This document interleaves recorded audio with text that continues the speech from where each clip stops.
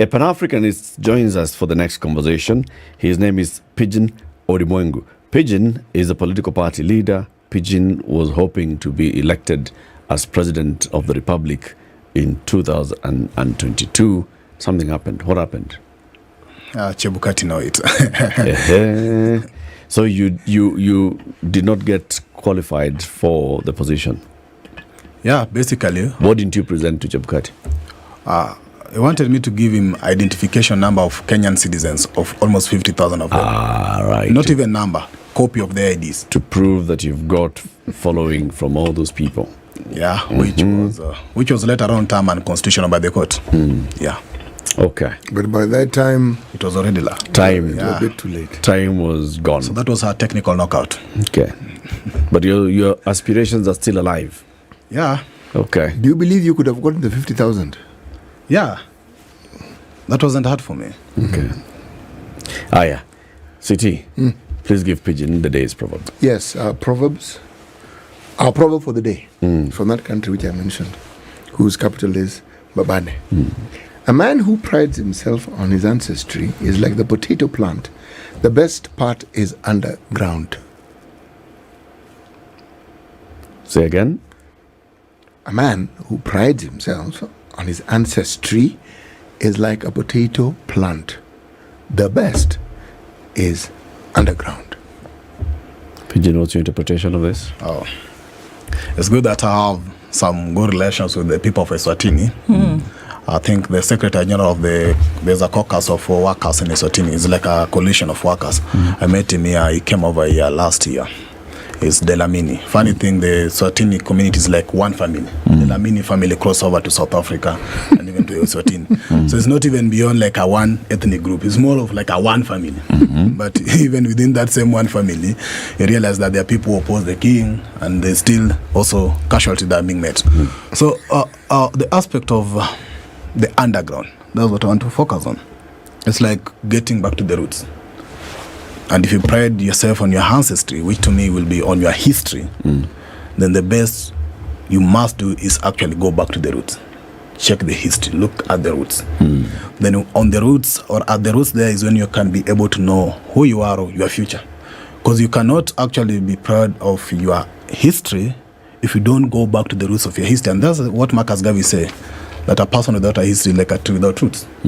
So you must actually, and there's for future of Africa, we must actually take our keen concentration on our history. If you actually have to preserve it, because it is the only strength that can give us what you want for this current Africa and even the future. That's what I can say. Very good. The last time you were here, Pigbin, was in 2022. Yes. You were a community leader in Embakasi, Yes. right? And you've done a lot in Embakasi, in mobilizing the youth in Embakasi. And then you took this nationally, you were mobilizing nationally. Of course, you took a stab at wanting to be president. Since then, what have you been doing? I moved a bit to the continent. I've been busy a bit on the continental platforms. One, I'm active in the reparations, especially the reparations for the colonial reparations. Because you see, people find reparations to be more of the slave period reparations. But also the damages that were done in the continent from 84 to 85, 1884 to 1885 deserves reparations, you see. And therefore, I've been in that space actively trying to connect with, of course, helping the bigger team of the Kenya here, Mau team, try to follow up what efforts they have made so far in terms of even their case in 2013 and reparation process. But also, we are also pushing beyond reparation, is about repatriation. Because most of our brothers who left the continent never left willingly. Some people say that some of our kings sold them, but it is never peaceful. It was a fight. You either give in after some struggle. So we never sold our brothers who went to the Caribbean. It was a struggle, and they have a right to be back in Africa. So we've been pushing for reparation and repatriation. Apart from that, we've also been pushing so that we get the archives back, because there are a lot of documents that were stolen from the continent. In fact, within the Commonwealth area, it was close to around 2.5 million files And over so many of them were destroyed in Kenya during what you call the Operation Legacy towards the independence, so that they could hide the evidence. But now we are getting some of them. So that is where I've been active more. But I've also been a co-chair currently of our philosophical class, which is the Kwame Nkrumah philosophy called the Consciencism. That is the philosophy for decolonizing Africa with the key intention of liberation, unification, development of Africa. Apart from that, I've been also in the space to try to teach Kiswahili, because I'm also a teacher of Kiswahili. I'm a teacher of history and Swahili. So I've been also giving Swahili lessons freely to the continent so that we can be able to attain the unification of Africa in terms of language. So all this is what I do. I connect with the Europe, the UK, the US, and the Caribbean actively in the continent. That's what I've been doing since then. Are you working in a structured organization? Like, are you a member of a caucus? Are you a member of a group? Are you working for an NGO?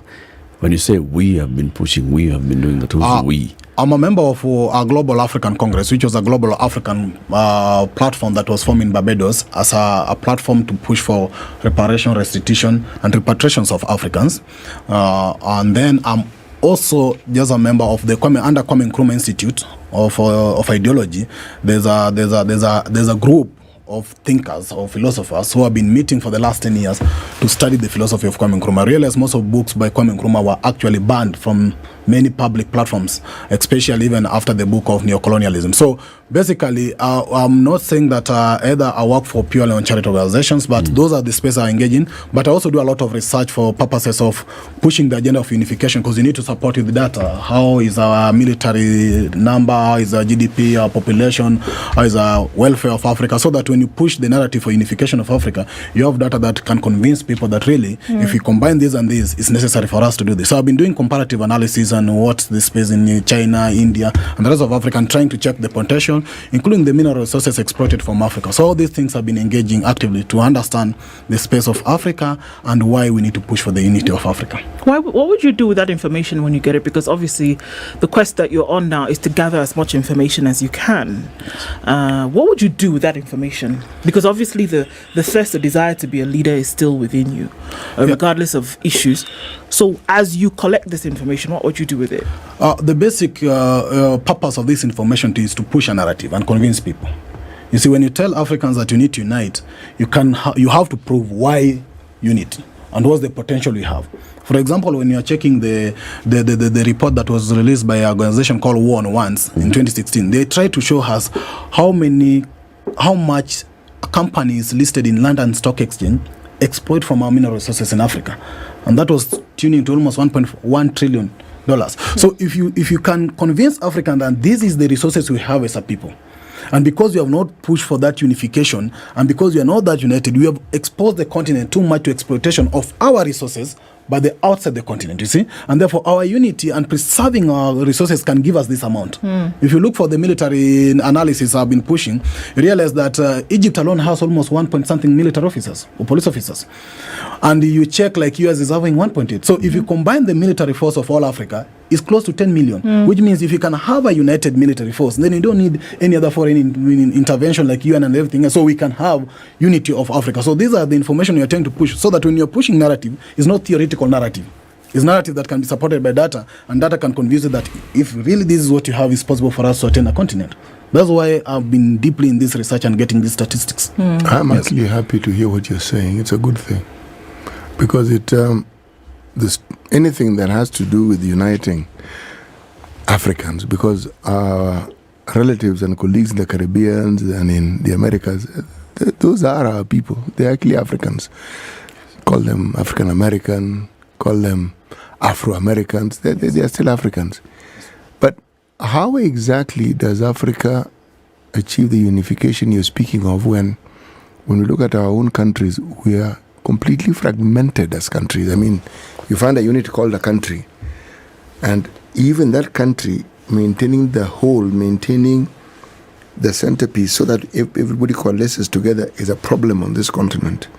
And that's what I'm saying is attested to by the attempted coups, successful coups, and more so the glaring atrocities that we see during election times. So if this is the representation of what happens within our countries, I'm not saying you shouldn't aspire for unification. We should. But then how then do we get there? Do we continue aspiring for the unification of Africa, or do we focus on trying to see if we can unify our countries first? Okay, Nkrumah says that, of course, the unity of a territory is very fundamental, because that is the basic. But you must also realize that we are struggling to unite countries who are separated by lines that actually not take into consideration the communities. These Berlin lines actually separated nations. We call them nations, not even ethnic groups or tribes. Africa was made up of nations. And these nations were separated. So some nations you find they overlap in the other side.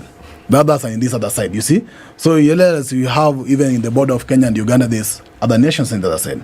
In Somalia border, there's another nation in the other side. But the struggle internally of tribes, the so-called tribes now, is actually politically motivated. And this has been used the same way. Of course, Nkrumah said that the Balkanization of Africa is not for the interest of Africa. It was the tactic we call divide and rule. Divide them so that it can be very easy to penetrate. You see, like now, if you have to push for any agenda like now, what we are pushing for this unification of Africa in this position, you see, we still have to rely in these territories, these small countries, the so-called countries, so that they bring a collective voice so that they can support this. And it's very easy for you to stop that because you are divided. Any Western country interested in anything else can come in and jeopardize this process. So locally or internally, I'll tell you that the same tactics is being used. The division of tribes is being used by the political class for their political interest. I'll tell you, after the election like now, there's no any animosity between the tribes. Anybody who is in Kisumu, whether you are a Kikuyu or you are Kalenjin, you'll do your business, you see. But until that time when a politician tap to it, is a card that is being used for success. And maybe this aspect, I think, is lack of ideology in our politics. Then our politics have to be backed by tribes and calling your community. Which you must also realize to the people that none of the tribes have ever benefited actually out of the so-called tribal elections. Because today, still the same challenge in terms of cost of living is all over. But the so-called the elites, the political class, will unite for their benefit. They will be appointed. But today, there's no community that can say today that they are benefited out of their tribal election or their tribal voting in the last election. So I'll say that tribe or uniting a country is fundamental. But the people we have here are not actually uniting a country because of their interests. Because they know a united country may not give a space for any other policy that's not actually to the people. So that is the challenge we have. And that's why Nkrumah said that if we don't unite, by that time, we might perish. And this is what has been going on. Our division has actually costed us a lot. Yes. What do you think would bring people together? Most times we see people unify or unite, rather, because they're common issues. The likelihood of you uniting with somebody else is low if there's nothing that you have in common. So what would you think would bring people together for the better good? We're talking about a development agenda that's, much lower than it should be, really fighting or punching below its potential. And there's so many things that are just not going. I mean, the last 2 hours we had a conversation about why is it not possible to get things running? How do we go past personal desire to make sure that the development agenda, unification agenda, is actually achieved? You see, as I've said that we must first of all aspire the United Nations of Africa, the unity of nations, before we go to the United States, the so-called states or countries of Africa. Sorry, I'm going to stop you there just a minute. The units that are going to come for an overall unification have issues. Can you bring unhealthy, underdeveloped, poorly governed units to come and unite if they still have issues? Now, that's why I talked of the nations. For example, what is the issue between the Nilotic community of this country and the Bantus? Was the conflicting issue here? But there might be conflicting issues between, for example, Rwanda and Congo, or Kenya and Uganda. And that will extend to the border, resources, and everything else. But if you have to talk today, what is the conflicting issue between the people of Central and people of Nyanza? In terms of the people, the community. There's no conflicting issue. You see? If you talk of the Nilos, whether they are not conflicting. But the countries, the territories where there's conflicting issues, that's what I'll tell you, for example, when you divided a country like, or put a border between the Congo and Rwanda, the key issue is what? the resources are too much in the other side than this other side, and therefore we have to cross over for the resources, you see. And this other side feel that this is our resources because there was a border that was put here, is our resources in Congo, you see. And when the community cross over, because of that boundary, the conflict come in, you see. We are protecting our land. But if you have to remove the so-called artificial boundaries, or in fact they are artificial, if you have to get them out and think of the whole people as they are, then it's not very hard. So I'll say the difficulty uniting Africa is if you think in terms of states. Because today, the Somali state claim there's some part that still belongs to them as a country based on the territory. But the Somali people in Somalia and the Somali people in Kenya, or even the Somali people in Somalia and the Kikuyu people in Kenya, what's their conflicting problem? None. Were there no boundary disputes even before the Berlin Conference between the communities? You see, did the Maasai and the Kamba not fight over boundary? Or the Maasai and the Kipsigis? Or the Maasai and the Kisi? Or the Maasai and the Kikuyu? Did they not fight over boundary? The issue... Or the Kipsigis and the Luo? Did they not fight? The issue was the land, not boundaries.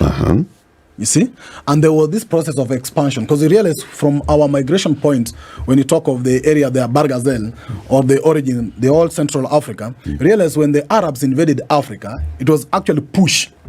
So everybody was trying to push. As you move down, you get a space, you push the next person. You see, it was actually occupation, but it was not based on too much of the boundary issues. It was just for settlement, you see. And when you realize, like when they were practicing now, the modern castle rustling is appearing to be more illegal. But by then it was a practice like a tradition. It was not too much of the war and the conflict, you see. So what I can say is that traditionally, we had kingdoms that were trying to expand, you see. Of course, there were conflict in between expansion of kingdoms and whatever and everything else. But it was not to this scale, whereby now it's about a line. A line that was drawn by somebody and imposed there, you see. So Africans, of course, challenges might not totally disappear in terms of differences. Even in a house, there's still personal differences between the families, and you still have to survive. But it's easier to manage it if you see yourself as a people than trying to lie or trying to fight over an artificial boundary somewhere. That's the biggest problem that's coming in, you see. And this artificial boundary then has actually hacked as a loophole, you see. For example, I'll give you a clear example. When Africa is now moving to an extent of uniting in the African Free Continental Trade Agreement, we are trying to open the market for all Africans to trade. But you see what now happens. One country in the West who do not have access to the whole continental agreement will have to come to a specific country, like for example, maybe Kenya, send an agreement that you are going to trade with Kenya, maybe from the West, like US and European. Then they set their company here. Once they set their company here, what does it mean? They have access to the whole of Africa. Yes. So you see, those small weaknesses we have as different countries is causing us this. And I will tell you, for example, he talked about Eswatini, which is close to 2 million. There are other countries here that are close to almost 1 million. While a province in India is having 200 million people. So you wonder, what's the need of all those so-called countries? Well, it's not viable at all. Because tell me, for example, Eswatini with the 2 million going to sit with China for a business deal, that you are going to have a win-win there. How will the win-win come out? You have a lot of resources, a lot of potential to exploit it. But as I said, have the whole potential. They're looking for resources. And these are costs allowed for a period of time. And that's what I'm saying. It's going to be very hard if you still have to continue in this direction. It's very hard for us. Let's take a break. We'll continue this conversation shortly. Pigeon, you'll also tell us, I've seen you've written a letter to President William Ruto. The letter is here. You're to tell some of your barua shortly. Pigeon Odimwengu is a Pan-Africanist. What's the name of the political party again? Sorry. Accountability and Transparency Party. Accountability and Transparency Party. He's the party leader. He wanted to be the president in the last election. He's a young man. He's been a community mobilizer in Nairobi, starting from his local community in Embakasi, taking it to the county and to the country. And now he's moving this whole conversation into the entire continent of Africa. 29 minutes past 9. Time for this break. We'll be back shortly. Good morning. However, you say, I share your concerns that progress towards these goals has been sluggish.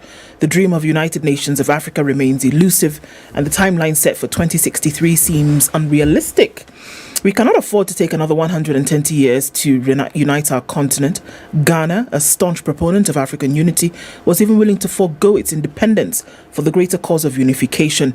I propose that with strong political will, we can achieve this monumental task within a maximum of 10 years. I equally propose a collective and inclusive approach to achieving this within a realistic time frame, building upon the legacy of visionary Pan-African leaders like Kwame Nkrumah, who championed continental unity. For example, in his speech when he talked about our objective is African Union now. There is no time to waste. We must unite or perish. Of course, going on to talk about the balkanization of Africa. You say you acknowledge the qualifications outlined for the AU Commission chairperson. I must express my reservations regarding the requirement of a master's and PhD education. It is my belief that the unification agenda should not be limited to the top elites in our continent, which endanger the union to elitism or reduce its elites to competition. It should embrace diverse paths to excellence. Many of our heads of state, despite their invaluable contributions, do not hold advanced degrees. Africa's literacy levels are evolving and must ensure that leadership positions are accessible to those who possess the necessary skills, experience, and commitment. I'm going to jump. I present myself as a progressive Pan-African, committed to building a stronger, unified Africa. This letter serves as an initial step in engaging with the broader Pan-African community, the AU Youth Council, Pan-African institutions, regional economic blocs, and media outlets.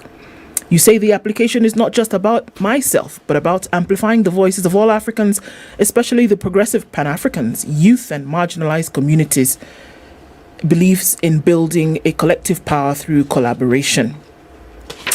So, Your Excellency, I kindly request that the State House of Kenya consider my candidature without discrimination. I seek your support and that of our great nation as I embark on this journey to serve our continent.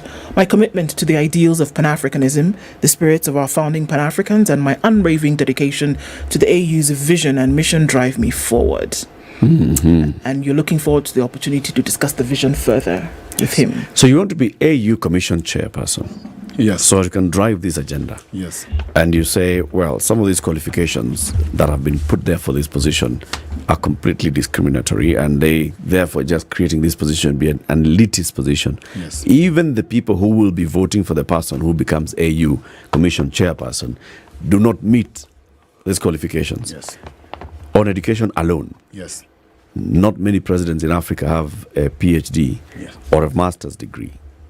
And yet they'll be voting for somebody and they say that that person must have a PhD and a master's degree, PhD added advantage and all those things. All right. So why do you think that this is the best route for you to achieve this agenda? You see, there has been actually, I'll say, more of disappointment to some of Africans who feel that the AU has actually not met its goal. And some have even discussing whether we should have an alternative AU, or is it time now to change AU as it was changed from OAU to something else. But I still believe that it has existing structures that if it gets now the progressive people inside, then we can be able to push it. Because it's a matter of, and when I give a time frame like 10 years, it's actually political goodwill. The president the other time just said that we will remove visa. It never took 63 years to remove visa. And if it was to be actually realistic enough, we could not have any visa anywhere. So some of these actually problems you're having is just pronouncement. So you can't see how the pronouncement takes over 50 years just to make a pronouncement. So I feel that with the setup of AU, if we can just change and get, in Pan-African space, you have three Pan-Africans. You have the liberal conservatives and progressive Pan-Africans. The progressive Pan-Africans actually look beyond, not their class. And if you can have progressive Pan-Africans inside these, we can drive it where it's supposed to be. Of course, I actually still share my feeling that all those have checked the history of those who have been chairpersons of AU at the end of the day since 2002. Most of them, of course, have that degree and masters. But that has still not made us achieve this. In fact, in their degrees and their masters, they still envision that we can achieve it in 50 years. Which is actually unrealistic to me. So I really feel that there need to be a space so that we talk about the Africa within that setup.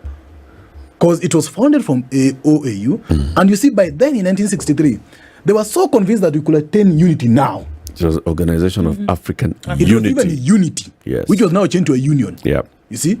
And actually, they justified that they changed it to a union to now focus on economics and social aspect. But they forgot about the liberation of Africa. And that's why even today, they either call it Africa Day instead of Africa Liberation Day. The liberation is still going on. One of the things that I've always found interesting when I'm looking at the topic and subject of unification, I look at countries that achieved it. If we're talking about the 19th century, two countries, very huge countries in Europe, were exactly what we are here. Italy, Germany. Little provinces, everybody doing their own thing, kings and princes and all over the place. Now I look at Italy, the gentleman called Garibaldi, a revolutionary general. was among the people who was key in bringing Italy together until it became a kingdom. Okay? And that happened in 1871. Then you look at Germany. There's a Prussian prince, a duke actually, Otto von Bismarck, did the same thing with Germany. Knocked people's heads together, they came together. Now, if I look at the time when they began their quests, when those countries were unified, and then I look at what then became the EU, okay? For Germany, it was 122 years from that point to the time the EU was formed, bringing Europe. For Italy, it was 132 years, meaning a century had to go by, all these attempts at let's unify, let's do this, until eventually. But I mention this because those countries were then that were unifying as under the EU flag were already unified. There are things they had agreed on. Now, if you look at our own timetable, we must start somewhere, and what you're doing is a good start. What are the steps that we must follow to show that we're actually getting there? I see us struggling with the East African community. It's a good step. But from where you sit, you're the one who's done the research, you've done the thinking. What are these things that we need to see to understand that the unification is getting closer and closer, even if it's just baby steps? You see, thank you for those good citations, or for those examples. But you also check at the Americans. When they struggled to have the United States of America, it was never United States. Nope. It was the Civil War that even actually resulted to the unity. Yep. In fact, they struggled, they fought for their unity. They did among themselves. Yeah. First of all, they fought the British. Yes. Then fought the French. Then they fought for their among themselves. Massacred the native communities, the Native Americans, and then proceeded to fight among themselves. Now, if you also go to an example of a colonized territory that was colonized like India, even after colonization, they still retain their India. Look at the unity of China. You see? And you see, when you measure our population, we can only measure our population in regards to something like India or China. We cannot measure our population in line with the US, which is around 350 million, you see. So realistically is that since there were two school of thoughts, the Casablanca one and the Monrovia one, during the 1963, there's a school of thought that insisted that we start by unity now. But there's a school of thought that insisted that let's first of all go to countries. Then we now come to regions, then we'll be back to where we are supposed to be. And this was led, of course, with the part of Julius Nyerere, which actually he admits later, over 10 years, that it took him over 10 years to actually understand what Nkrumah meant by us going the one direction. If you check now over the 60 years that we went to countries and even where we are today, you realize that even that so-called unity has not attained actual unity in terms of our peace and stability.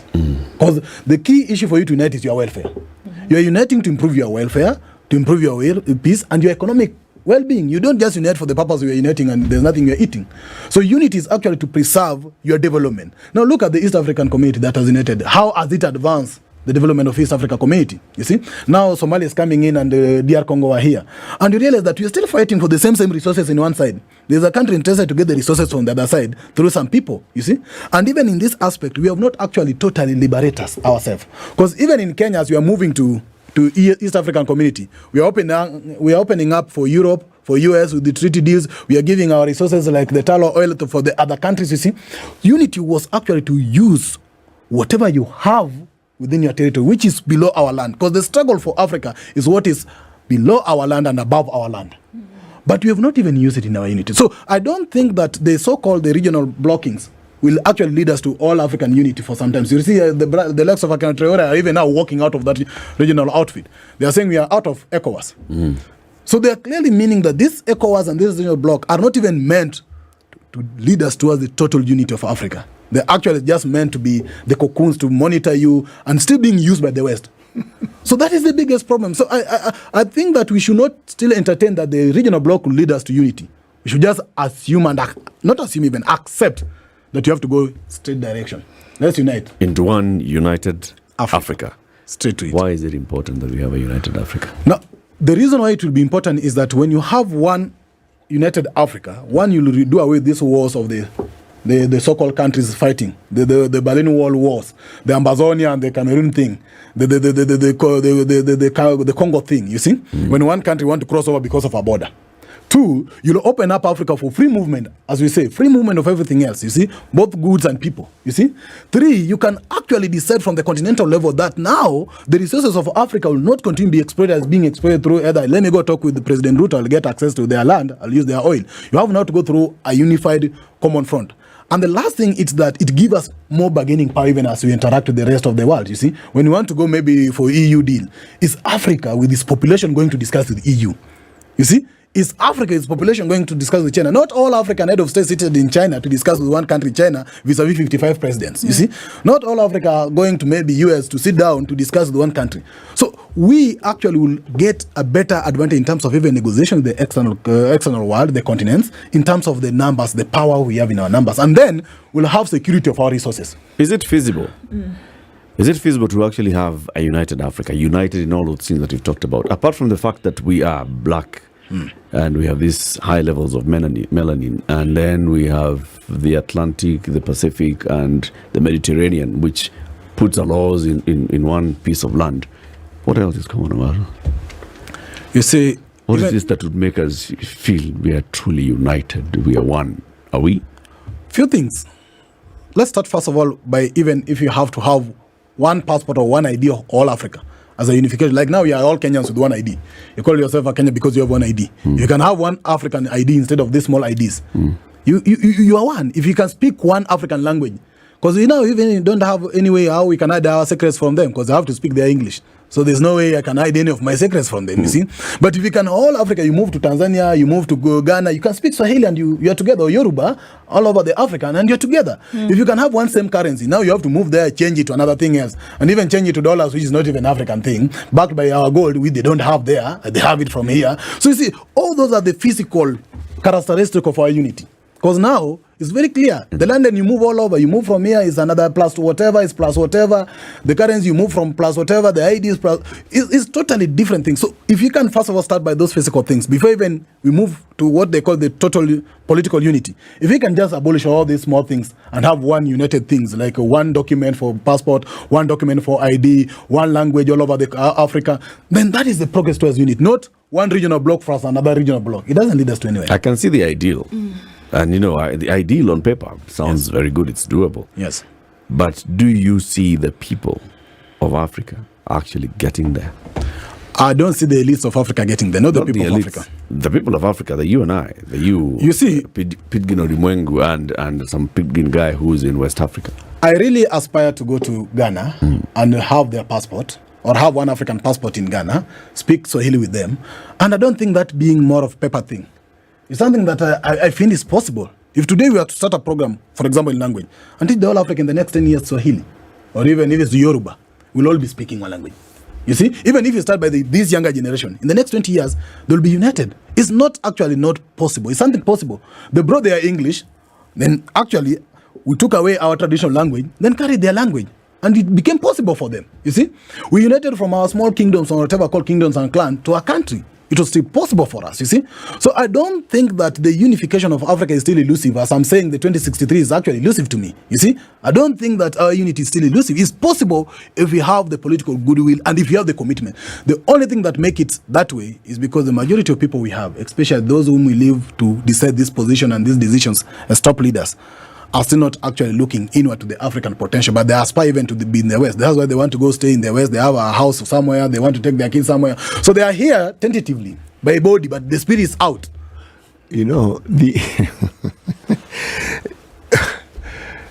I always hear people talk about speaking this foreign language which we are speaking now as though it's a negative thing. Is it really necessarily a negative thing? In the same way that it is used as a tool for colonization, but are there not advantages we have in being able to speak and understand this language as well? No, it has played an advantage. It has been able now to unite us. Have we exploited, have we exploited the advantages that this language affords us as much as we can? Because remember, this is a language that is probably the most spoken on the planet. This one. It's true. Okay? So what I'm trying to say is, if you focus on what already unites us, and what we already have and how we can build on it as we look at the other ways of building in on this. See, there's an advantage African countries have if you were colonized in this. very many of your citizens will speak more than one language. Yes. Whether they like it or not, they will speak more than one language. Yes. In Kenya, you'll probably speak 3. And it's normal. Now, in the West, most of them just speak one language. 1, not even 2. When you speak 2 languages, it's considered a big thing. Now, do you know what that does to your mind? Just the dexterity of moving words and languages in your brain. It actually makes your brain that much better, that much more versatile, that much stronger. So we have many advantages that we lose when we whine and complain about the problems we've had from colonization. As we whine and complain about it, we're entrenching it. Instead of saying, okay, it happened, okay, we've got that one. Now, can we now focus and talk about the very things that you're talking about? But then, see, if you look at me carefully, you will see I'm not young. Carefully. Yes. How many people of your generation who, when I look at you, are clearly young, believe what you're saying and support it? No, that's actually the biggest. That's the biggest space we have here that we must fill. That the all conversations of actually the younger generations have not actually been brought up to this speed. You see, the older generation having experienced that maybe it failed, were not willing enough to pass it to the younger generation based on the experience of his failure. You see, and at the time, that's why I'm saying the younger generation, even when I present my position on this, is a wake up call to the younger generation to start thinking of how do we move beyond the small party within your community to think of how do we take over Africa, or how do we unite Africa as younger generation. You see, because it's even when this struggle for climate became more successful, it moved to even a younger generation, you see. Somebody is a climate champion in nursery or in class 1, you see. And these are even the reparation struggle. Many young Africans don't even know what is reparation or why should we have it, you see. But the people who have the information have not passed it. So I come in this space actually to also make it like a wake-up call for the younger people. We need to think beyond this. Because the younger people have the potential. You see, this technology and the advancement they're brought to us is actually a tool we must use to unite ourselves, you see. If I have to teach now Swahili, I'm teaching it from English to Swahili, you see. So I still have the advantage of using their language to teach our fellow Africans who don't understand my Swahili so that they can get the Swahili we unite for the Africa, you see. So we still have to use this. Look at the potential we have in technology. We can unite all over the African, you see. But our younger people are still not in the space of using technology for the purpose of unity. It's technology for show marks, technology for whatever else, technology for something else, you see, without looking inward. Of course, there are so many people who are trying to now bring Afrocentric spacing or Afrocentric thinking in regards even of technology and education and everything else. So the gap is here within the younger generation. And there must be actually serious effort to reach out to these people, you see. Serious effort to reach out to these people. That's what you call Sakara call it political orientation or the mass awakening. They need to go to the masses. As of course, still Nkrumah said that the revolution must be won by the masses. Until it goes to the masses, it doesn't have any future, you see. So it's the struggle to push it to the masses. But it has remained in the corridors of some boardrooms being discussed somewhere. And that's why the majority of Africans even don't think that it's something that's out there to make any sense to them. And that's the space you're coming in. I want to go back to the stuff of unification. And I think it is extremely important. We can talk about the need for unification, but I think we need to look at what's happening within those units. In as much as the Balkanization of Africa happened, whereby people who had come from living together in the same space as communities then was separated. Yes. We understand that. However, as a result of that, we saw that these places or these areas which eventually became nation states then had leaders. And the aspiration was to get to a place where development occurred, the livelihoods of people were protected and then sustained over time. Unfortunately, the story for many African nations today is that the development index has remained premature. It has not gone anywhere. In some, it has progressed to a certain extent in others. Can you have a unified continent? Because we're talking about unification of people, we're talking about easy access of trade, we're talking about the opening of borders, we're talking about the livelihoods of people. Can you have one healthy, unified continent if the units are not healthy? Thank you. Really, as I'd said before, the reason for unity is still for the welfare of the units. You see? But what has made the units not healthy? The leaders are actually from the same units. They are not foreigners. Of course, they know white men who are now controlling Africa like presidents. But they use the blacks to control Africa in another way possible. You see? It is very hard. And that's why I say the fundamentals for the unity of Africa still also lies with the people. These units. But if you check, there's possibility of units or so-called communities to develop. There's possibility. It's something that what's like is that I still call it political will. There's possibility. Look at, for example, how much you spent to either MCAs or let me say, for example, the so-called CDF or members of parliament for the last maybe 10 years. How much is it?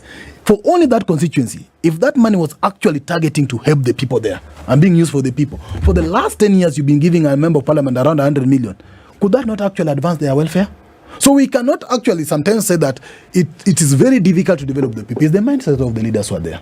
They are not actually using the resources for the benefit of those people. Look, for example, the budgeting we've been doing since 1963. If you count it in terms of trillions, and you still wonder we still don't have roads somewhere, you wonder, do you want to say that it is now impossible that even those trillions could not lead to any development? So we cannot move further to that direction. The reality is that we have the potential. It's just the will that is missing.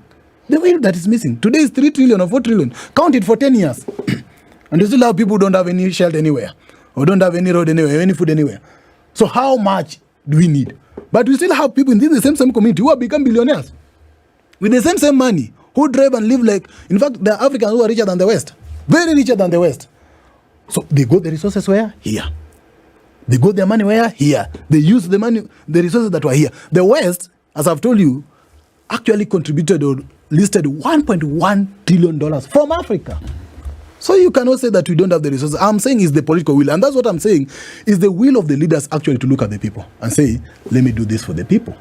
We have the possibility and the potential to do that. Look at even our counties. How much have we been spending to county budgets for the last 10 years? And you want to tell me still counties are still asking for revenue or still asking for more support. 10 years of helping the counties could be enough for them to be independent. But today, they still don't have it. So I'm saying we have the potential to develop or even to unite. The only thing that is missing is the will. And you wonder why these people are not willing. And the reason is because it's not sometimes to their benefit. Because if you tell maybe, for example, the rich person, that let's make everybody rich in this village, they'll be like, hey, if everybody is in our way, will I get more wealth? Somebody told me people are rich because some people are poor. And that's how they became rich. So it's that will that's lacking, the progressiveness of thinking beyond yourself to the people. The liberals and the conservatives are too much of ourselves. That's the problem. How many progressives are there in Africa? Do you think you have sufficient numbers, like a critical mass that can move this conversation forward? Yeah, we have so many people speaking. We have so many people who think and don't have the ability or the platform to speak of this. They are there.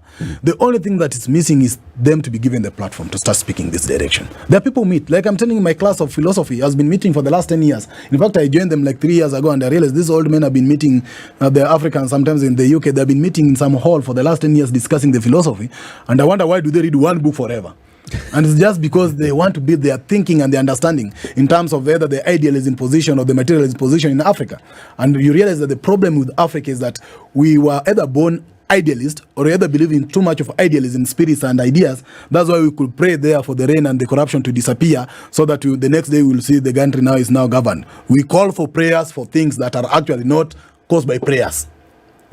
So we are too much in that side without thinking of our material welfare, our material well-being. And the reason is that when Africans have to be materialists in terms of ideology and think of their material possession, material in terms of matter, what is below our resources, we can get everything else. You see, happiness, everything else, either fulfillment, come from the same thing I call land and the resources we have. But we are out there, I'm not against people pray. We are out there, including a leader who steal, or a leader who loot from you, still pray that God change everything else so that you can have your resources. And the next day you take the same resources that God could have used to help you.